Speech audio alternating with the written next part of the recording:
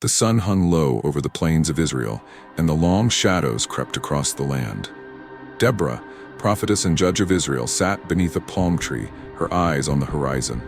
She had seen her people oppressed under the iron fist of Sisera, the Canaanite general whose chariot struck fear into every heart. But God had spoken to her, a word that deliverance was near. Summoning Barak, a skilled but fearful commander, she delivered God's command: "Go to Mount Tabor with 10,000 men. There I'll draw Sisera and his army into the Kishon River, and you will be victorious over him." Barak hesitated, and his voice trembled as he replied, "If you go with me, I'll go, but if not, I won't go."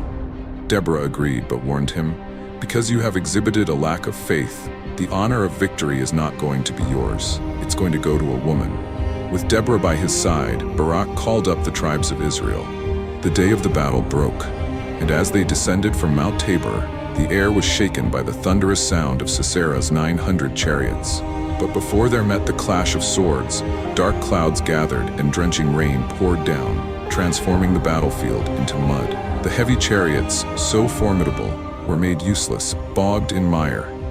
The Canaanites, seeing their advantage gone, fled in disarray. Sisera abandoned his chariot and escaped on foot, and took refuge in the tent of Jael, wife of Heber the Kenite, in the hope that her agreement with his people would spare him. He was weary and collapsed inside and asked for water. Jael gave him milk instead, and he sank into a deep sleep. Without his noticing, she took a hammer and a tent peg, went over to him, and drove the peg through his temple, nailing him to the ground. When Barak stopped by seeking Sisera, Jael stepped out of her tent, calm but resolute. "Come," she invited him, "and see the man you are looking for." And there within lay Sisera, dead. The victory was not just Israel's, but that of the bravery of an ordinary woman who stood up to be counted when necessity demanded it. And so Deborah's prophecy came to pass.